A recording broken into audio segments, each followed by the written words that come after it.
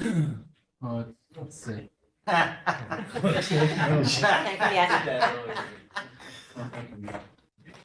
Hello, everyone. John Winokur from Colliers. Colliers, a quick background, Colliers Engineering and Design is the firm that I'm with. We have about 2,500 professionals across the country in all disciplines of the built world, whether it's architecture, mechanical, electrical, civil, those sorts of engineering, construction design areas of expertise. I lead the Project Leaders Division, so we do long-range planning for buildings, as well as manage, represent owners with the execution of those projects to make sure that they're handled well. We're representing hospitals, schools, manufacturing, corporations for about $10 billion worth of work today. So we've got a pretty wide portfolio of work and do a lot of these sorts of studies throughout the region. So very pleased to be with you today. And I'm hoping that this works. Look at that, it did. The agenda that we put together is to just talk briefly about the process itself of the facilities conditions assessment, what it means and how it was conducted, and then give you all a sense of the campus itself, a profile of the buildings that's going to be informative for you as you're understanding the findings that we have and how we got there.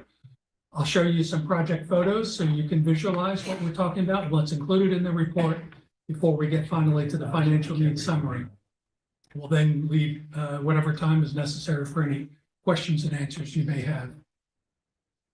In terms of process itself, it's really important to start out by understanding that our efforts were focused on the identification of deferred needs within the facilities. We weren't looking at modernizing them. We were looking at repairing them in their current state, taking care of the capital needs that are present and felt as they are. In order to modernize them to meet current and future programmatic needs, that's a different sort of effort and study that should be undertaken. And we'll talk about that with the Parry building in particular, because it's got some nuances to it. Our inspections were conducted in September of last year. I was part of the inspection team, so I spent several weeks out here with many other members of my team, exploring every space that there is over, under, in between, to get a good sense of it.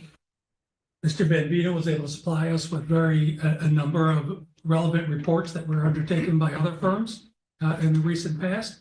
Those were all collected, analyzed, and incorporated into the findings so we could provide a much more comprehensive look at the overall needs. Sorry. That was perfect, man. Every slide transition. In total, we put together a database, a very detailed database with about 600 projects in it. Each project was given a description, a location, so that it's clearly understood what the intent or what the need was that was identified.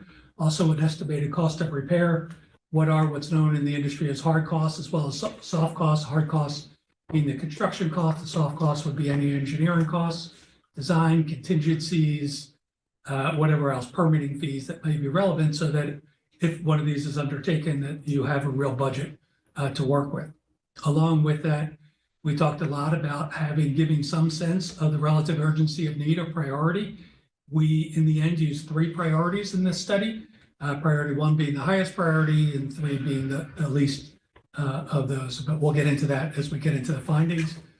The database is transmitted so that it's a living document for our clients and for Valley View. It can be updated, modified, changed as time goes on. It's not meant to be just a single point in time, but to be something that's a useful planning tool for the years ahead.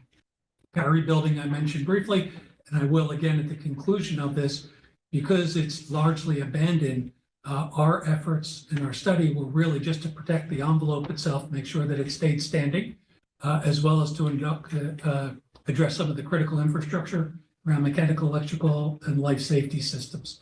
The interiors of the building, which are in awful shape, were not addressed in the financial summary that we'll look at, but I'll talk about that. Good, does that give you a sense of how we got here? Okay.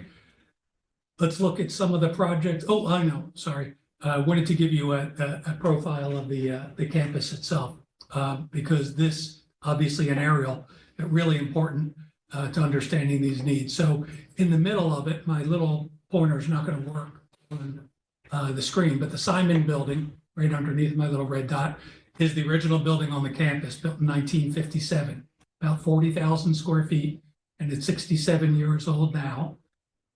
Calzer's to the left, that's the largest complex, 184,000 square feet, and over half of the entire size of the campus, and that's 57 years old. To the far right is the Parry Building. That's almost 50 years old at 60,000 square feet, and then the baby is Glenmere at the bottom right, and that's almost 30 years old, or 21,000. The relevance of this slide, why we thought it was good to introduce this, is because as we think about buildings, as you think about buildings, it's important to just understand the lifespan of the critical systems that compose a building. It's the same as your house. A roof is going to have a lifespan of maybe 20, 25 years. Mechanical system the same, windows the same, flooring surfaces, wall surfaces, ceiling tiles, piping, control valves, thermostats, all the same, different lifespans, but typically 25 to 30 is a critical threshold in any building element. Doesn't mean that they won't last longer. It doesn't mean you can't repair them modestly, but it does mean that they have reached the end of their useful life. They're reaching a point of obsolescence. Unfortunately, every one of your buildings is crossed or is crossing that threshold already. So it's indicative of, again, the types of findings that we found. And to give you a sense of some of those, here are some photos. None of these are glamorous. These are just the realities as you walk around. I had some of those in the introduction. It's a tired looking campus, everything about it. When you drive in, when you walk around the buildings, the siding, this is an EIFS siding on the bottom right, which is a composite sort of material. It gets banged up, dinged, leaked. The insulation panels on the left and those blue panels, you can see how as you move closer, they're broken and warped and torn. The windows themselves are not always functioning, largely not functioning, as well as exterior doors. When we move inside, we had the same tired feeling. For buildings that have been in use for 50 or 60 years, frankly, they've held up quite well. The wear and tear on them and the level of support that they've received has been great for this age. But again, these flooring surfaces, you can see it, the drapes, the doors, the door panel, you can see the discoloration in that bottom right. The elevator bank in Glenmere is that top right. That middle elevator wasn't working. There was $1 million price tag that was put on the repair and refurbishment of these 3 elevators. So these are big ticket sorts of items to address and to undertake. Mechanical, electrical, and plumbing, this is something that you don't see as much, but you experience certainly. These are the realities, the boilers in that top right, air handling unit up in the roof that's leaking water and is just not obviously in good physical condition. Electrical panels that are obsolete all need to be replaced and update. Control systems, thermostatic controls that go into every room, the actual heating and ventilating units in all the rooms, they all need to be upgraded or replaced. And then just on the exterior, this is something that most people do see. And I think, again, it's indicative of the overall look and feel, the crumbling parking lots, the pathways in that top left. These are some storage buildings in the right that are rotting out. Overgrown trees and shrubbery. It's just again, a campus that is in need of some funding to address some of the critical deferred needs on it. From an overall dollar standpoint, these 600 projects amounted to just under $50 million. It was 49,960, so I rounded it to the 50 million. This graphic is showing us the summary of need by priority. The red is priority 1. Ideally, these would be addressed within the next 3 years. They were deemed, in our opinion, to be the most urgent of the needs. Priority 2, ideally, would be addressed within the next 5 years, and they had another $21 million worth of need. And then there were $18 million of need identified that we found need to be thought about, need to put in the capital planning process, but they were deferrable based upon these other needs that we found at this point in time. I'm going to keep going. I could talk forever unless you have questions at this point. But I have two more graphics I can show, and then. I think that's fine. Go ahead. Okay. We're nearing the end, so that's good. But if there was anything urgent, please do stop. This is what we call a major maintenance system profile. So this is how our database is organized by major maintenance systems. What's useful about this is it gives you a quick snapshot of where the most urgent issues are. So exterior shell is our biggest bar on the far left. It totals just about $13 million, 2.5 million of which is priority one. Exterior shell are the roofs, windows, doors, masonry siding, those sorts of elements. The second largest is in the electrical systems. You can see that bar, the fourth from the left, 11.4 million. This has those electrical panels, the lighting systems within the building, emergency power. That was a very big one in the complex. Interior shell is the next most. Those are floors, walls, ceilings, those sorts of things. HVAC, heating, ventilation, and air conditioning is next. And then you can see the other statutory. Those would be life safety upgrades. Fortunately, those are in pretty good shape. We do have as priority twos, mostly upgrading the fire alarm systems that are just antiquated as well, but functional. And then accessibility and grounds. The final slide that I have is just an identification of the total need by building. So this is interesting as well. Cowser, we divided into two buildings, Cowser 5, which is the complex of the 4 different patient wings. And then you can see that that's the biggest building at Valley View and therefore has the most need. And then Perry is the second biggest. And what's interesting here is we have 9 million of need in Perry, but the only things that we put in the database, as I said earlier, were long-term roofing replacement as a priority 1 or 2. We had some small patching that needed to happen. Same with windows. If you walk around the building, you'll notice a number of the windows have been knocked out. So just making sure it's all secure in the exterior, but otherwise it's replacing the heating system, replacing the electrical system, replacing the plumbing system. And then we had identified another $60 million worth of need to really do the interior, but that depends upon what you do. So that's where it became difficult for us to put a real number against it. In our estimation, Perry is probably a $70 million repair project on its own. I'm sorry to interrupt you. Just while we have the buildings up, which building is it that is, has the least amount of residents in it right now? The least amount, You had to close units, so. well, we have units closed in Cowser, so we have 3 units closed, I think, in So that Cowser right now, Cowser's so. 5. They're really close, because Glenmere holds up to about 120, and we're just underneath that, and then Cowser, right now, the way we're situated, holds just about the same number, because we're just right around a little over 200, so it's really close, just off the top of my head. Okay, thank Yeah. you. If we were fully staffed and if we were operational like we were pre-COVID, it would be the Cowser 5 building. Mhm. If we had all of our units open, it would be Cowser 5. Okay, thank you. Yeah, if that helps. Yes, it does. Yeah, well, I'm looking at it. Yeah. You're very welcome. That's the final slide. So if you have any questions, happy to answer I'm this. just wondering, were you able to send one to the legislative office, a copy of the presentation, or can we get that? Yeah, it was. It was sent- It it was sent I back. see it. Okay, I missed it, I'll find it. Thank you. We have also, There's also We have a detailed we report. have the actual complete report. So if you ever want to look over it, we You can can we email can send this that to to you. me. But this is Yeah. what it looks like. It's, I think maybe someday I'd come over and, we could Yeah, this is go just through this is a 30,000 foot, high level. Yeah. Or presentation. We obviously couldn't go through all the details of this. It's very comprehensive. I just want to mention, this actually came out of a request for us to do a 6-year capital plan to take a look at the entire campus. So the legislature had approved funding under a capital plan to have a 6-year look at the Thank you, entire Julie. facility. Exterior, interior, the entire plan and grounds, and to kind of help us financially forecast what the future of the capital investment would be. Yeah.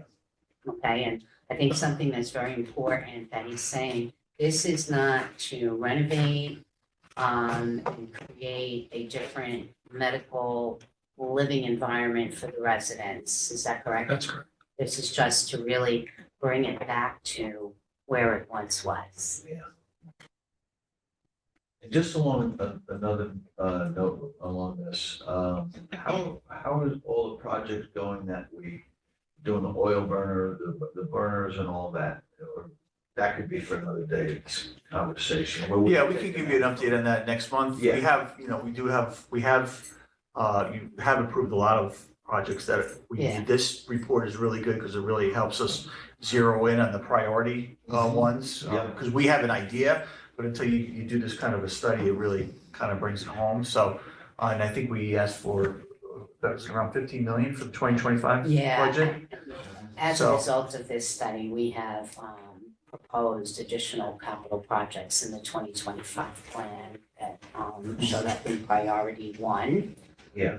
But we can also give you a status of the projects that we are working on, what percentage has We been. were working on it before COVID with the fund balance and.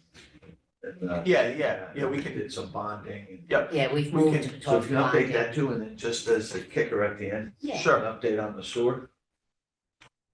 So we've been working with DPW and Delaware Engineering together on the sewer plant because they're obviously our sewer, I think they've already done the assessment. There should be a report on the assessment of that, which that's no secret that it's, We could just you know, put that on. 35 years old. And so there's ideas moving forward onto how to address that as well. So there's a potential water delivery issue to Valley View in the future, and you know, there's talks about how we can maybe get water from another provider in the future.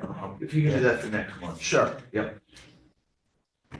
Thank you. And are there any other questions? Yeah, I got probably a stupid question. I worked in Con Ed for many, many years, and it was like capital versus maintenance. Yep. To me, most of this sounds like maintenance. A capital improvement, you start the project. Maintenance is when you maintain. If you're fixing a roof, it's not capital, it's maintenance. Am I correct? No, it's usually capitalized. That's a capital repair, yeah. Well, not if you're plugging a leak, Right. you know, that's just a maintenance. Right. If you're replacing the roof, that's capital. Yeah. And that's the difference. Okay, my other question was, the residents are at 65% plus or minus. And how many buildings are the residents in? 2 buildings. Only two. So we had the Glenmere building and the Cowser 5 building, according to this So you year. couldn't put them all in one building, you close one building?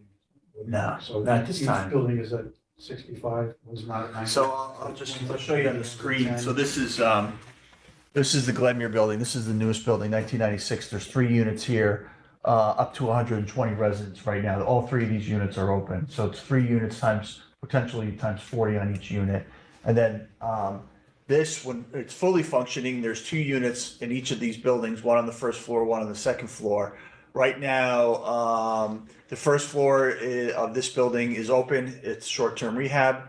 The first and second floor of this building is open. The first floor is short-term rehab. The second floor is Alzheimer's. This unit, both just the downstairs unit's a long-term unit. D100 is open. The upstairs unit is closed. And then this building, the downstairs unit is closed and the upstairs unit is open for the Alzheimer's residents. So the oldest building, the one in the middle, has no residents living there? So this is the Simon Building. This is admin, admissions, town center, rehab area. And then this building is the kitchen. The boiler room is underneath that one. The main boiler room is underneath that. Laundry area over here comes in.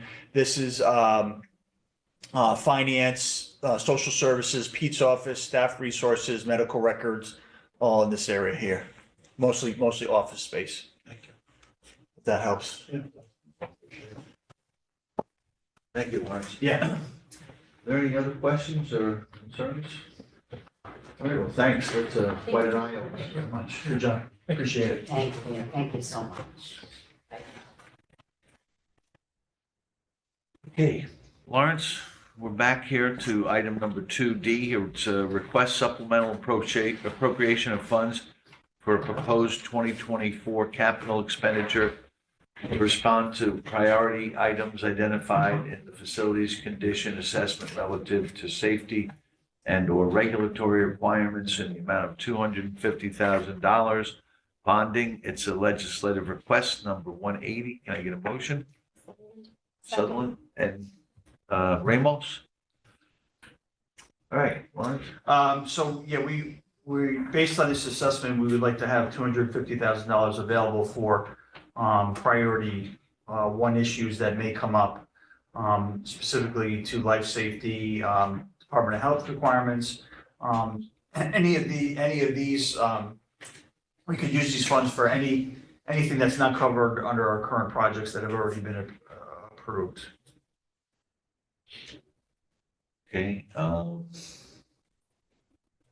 That would not you include- haven't set up a priority list of what those safety concerns are or anything? I didn't see that in here yet. So Well, I don't have anything specifically, but because of the nature of the results of this assessment, we would like to have funds available. Should we not have a capital project set up for something that needs to be addressed immediately. Okay. so Yeah, you'll keep in an us- emergency, it's really for emergencies. Okay, Yes. so you'll keep us abreast with what we're doing over there. Yeah, if there comes a time that we need to use this money, or at any time we utilize it, we can certainly report that back, absolutely. Whenever you utilize it, it'd be great to see. Yep. The progress that we're Sure. getting things back. Okay, all right, any other questions? Yeah, I have a question. Again, Ron? emergency repairs is not capital. Unless I'm missing something here. It's maintenance. Well, it depends on what the repair is. Correct. Right, So any if emergency you're replacing, repairs- if you're replacing a large piece of equipment, it could be capitalized. You're right, there is a kind of a fine line there. There It has is to a be over a fine certain dollar amount for it to be capitalized, essentially. In the nursing home world, in the nursing home accounting world, I'm not in the nursing home account. That's Yeah. not my day. Anything else from anyone? Nope, okay, not seeing anything, I'll call the question, all in favor, aye? Aye. Any opposed? Okay, motion carries. Thank you. All right, Lawrence, we'll, what we have item 2.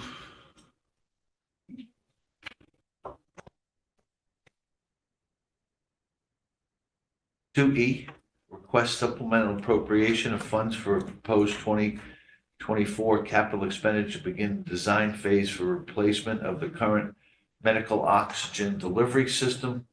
The existing system is located in the Glenmere Building and has reached economic life in the amount of $22,011. It's bonding, legislative request number 179. Can get a motion? Sutherland. Sutherland and Ramos. Okay. so this, again, this is one of the items that came out of the assessment. We need to replace our medical oxygen delivery system. It's specific to the Glenmere Building. And this funding is for the design phase of this project. Project is going to be going, request for quotes is going to be going out shortly. Okay, how many rooms will that cover to go? I mean, is it, So it's essentially, it's a room where it's piped in oxygen. So it's a room where the oxygen delivery system is encapsulated. And the oxygen is piped to every resident room, and then it's utilized as needed. okay, and this just will start that at 22,000? It's just for the design. Just for the design. Design. Yep. Okay, great. Any other questions? If not, I'll call the question. All in favor, aye? Aye. Any opposed? Okay, motion carries. Lawrence, thank you. Donna, thank you very much. Thank you very much. Appreciate it. See you next month. Yep, thank you.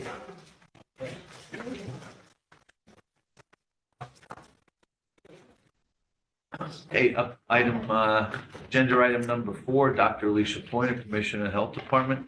Lisa Lahif, Deputy Commissioner of the Health Department. Come on down.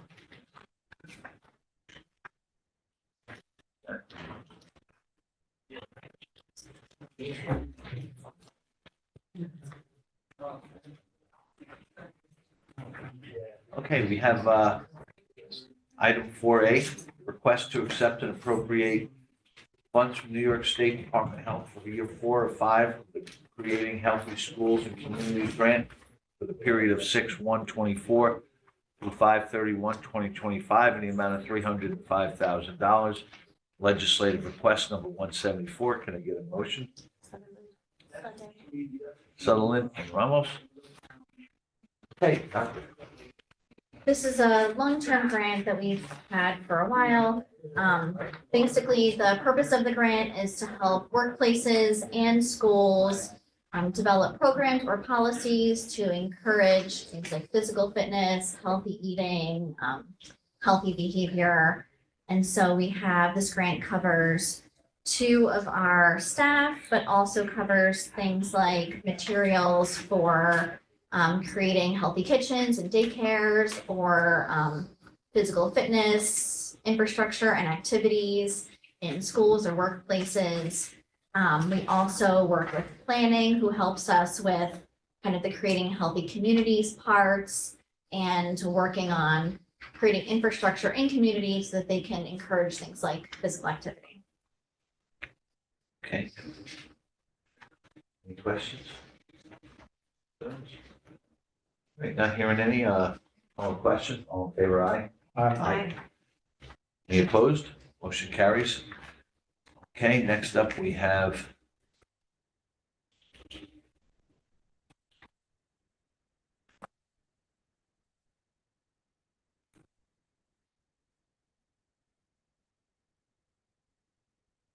item 4B, request to accept and appropriate funds from the New York State Department of Health for the Performance Incentive Initiative Award for the period of 1/1/24 to 12/31/2024 in the amount of $28,349. It's legislative request number 184. Can I get a motion? Sutherland, Ramos. Okay, Doctor. For the past 12 years, the New York State Department of Health offers these performance incentives to local health departments. The State Department of Health determines certain priorities and then offers incentive money for the health departments to do certain activities or initiatives around those priorities. And this is for the 2023 for that initiative. This is just our performance incentive award. And that's from New York State Department of Health. Yes, so basically they tell the local health department, this year we want to focus on whatever it is. So last year it was wastewater testing, and prior years it's been stuff like dental health, or during COVID, it was focused on kind of COVID communication. And they say, if you do these activities above and beyond what you typically do as the local health department, to reward you for meeting these certain metrics, we'll give you a set amount of money, and then you can use it for any of your Article 6 activities for that health department. Article 6. Article 6 are the activities that we do as a health department that we can get reimbursed by the state for. So some of the things that fall into there are some of our environmental health initiatives, our clinics, a lot of what we do, all of our mandatory services essentially fall into that Article 6. So this money is being spent, we have a few things listed here.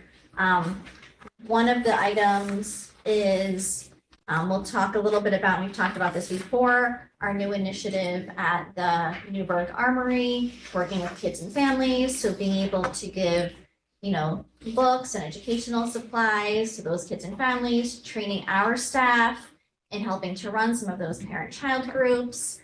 There's also something in here to help upgrade some of our AV equipment for things like trainings, upgrade our conference room.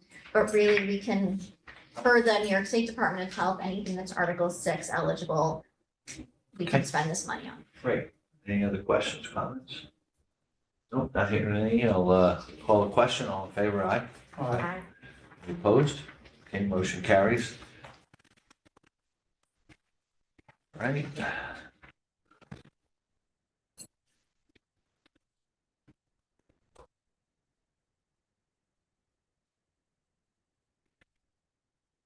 Okay, item C, monthly update. Want to go ahead, Doctor? Yes. I know it's you sent this out, so we all got it in our emails. So if you want to kind of highlight some certain things on it, that would be great. So one thing I want to highlight is under vector-borne diseases. We released last week that an Eastern equine encephalitis positive horse was identified in Orange County. So this is a virus that's rare, but very serious. It's a mosquito-borne virus, so it's spread by mosquito bites and affects horses, but also does affect people. Sometimes you'll hear about it in birds too. That's a different kind of mosquito. The last positive person in New York State was in 2015, but we do occasionally hear about positive horses, especially in the northern part of the state. Basically, the mosquitoes that bite mammals are the ones that we worry most about. And the fact that there's a positive horse lets us know that there are mammal biting mosquitoes that are carrying this virus in Orange County. Like I said, very rare, although there was just in New Jersey this year, a positive horse and a positive person in the same county. So we know that it does put us at higher risk. Most people who get this virus don't know that they get it, but the fatality rate for people who get Eastern equine encephalitis, which is, inflammation of your brain, has a fatality rate of 30 to 50%. So very high fatality rate in people, which is why it's scary. We've been working really closely with the state. We already do a lot around mosquitoes. So even prior to this, we test mosquito samples for things like triple E, which is what we call this, and West Nile. We also do larviciding, which is killing the larva of mosquitoes. We do that by putting the larvicide in essentially like drains that have standing water. So we've moved some of our mosquito testing close to the area where this horse was found to look for other mosquitoes. We've done some increased outreach to the local areas. We've provided some mosquito dunks, which are those kind of round things that you can put in standing water. So we've been, working closely with our partners, our larviciding testing partners, the state. We've done a I lot see more also, education. With SUNY Orange too? Yep, SUNY Orange does our testing for us. Oh, they do? Okay, Yep. great.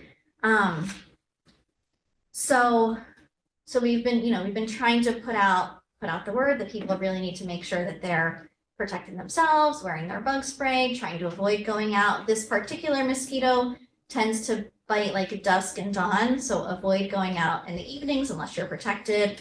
But I did want to bring it to your attention. Okay, what else you got? We know that the public health workforce in general is aging, so we've been doing a lot of outreach to young people, and I've included that there. Part of that is we're developing a junior MRC program, which is volunteers, but gives people kind of a taste of some of what we do in the health department around public health emergency preparedness. But our MRC also does a lot of community outreach, so we're really excited about that. And then also in our upcoming events, I have noted in here that our health summit is October 10th, so still a little ways away, but please, mark your calendars. It'll be in the morning of October 10th. And I mentioned in the update some of the data that we collect at the health department. We'll be talking about some of that data and sharing some of that data. And then one thing I don't have on upcoming events is I mentioned our partnership with the Armory. We've had a couple events so far. We've been really lucky to have community partners. We've had some local readers come. Our next event is September 17th. We're hoping to have some music there for parents and kids. And then in addition to really, giving parents and kids a fun place to go, connect with each other, learn from each other, we also have resources available for people who need them, whether that's developmental resources or community resources. So our next one will be September 17th. And we're hoping that really kicks off our more regular events that we'll start holding in the fall. How often will you be doing them for the remainder of the year? And are you planning to expand it at all next year? We are hoping twice a month, starting in September. It'll probably be the first and third Tuesday. We've also coordinated with the library because we want to make sure we're not replacing events, that we're adding events. So we're hoping to do it twice a month, but that'll depend on, resources and staffing, of course. And we've also put out a survey to families to make sure that we're really giving them what they need and what they want instead of, guessing ourselves. So what kind of activities they want, what kind of resources they need more access to. Okay. Anything else, or? Free to answer any questions. I just have one here with the data collection. Yeah. The 2024 Sienna survey was recently completed. Mhm. It regards residents, surveys residents on health factors affecting their health. How long will it be before we see the results of that survey? That's a great question. So we just got the results within the past couple weeks. And we do have some preliminary data already. I think our team is kind of putting it together in a pretty format. We'll definitely present it at the summit, but I think it should be on our website before then. I'll let you know. Okay. You can see the prior years. Yep. So 2018, 2022, and 2023, we have a dashboard. If you go to Orange County Department of Health, we have our health dashboards, and that's one of them. The Sienna survey is a little tricky to go through because you have to kind of go question by question, but you can see the results there. Okay, or otherwise, you can also just kind of give us the highlights when you get, once you get that information together. I will. And then also the same for the recently completed long COVID study. Do you have any data on that yet, or when will that be available?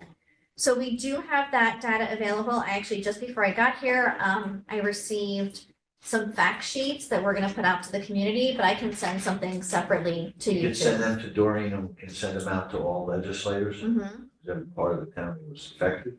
mhm. And I'll also send out those quick fact sheets so you can see what we're putting out to the public too. Okay. Any questions, concerns, or anything like that? No? No? All right, well then, thank you, Doctor, Deputy Commissioner, Finance.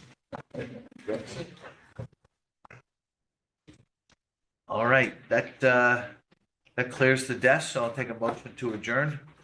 So moved. Second. All right, all in favor, aye. Thank you, everyone.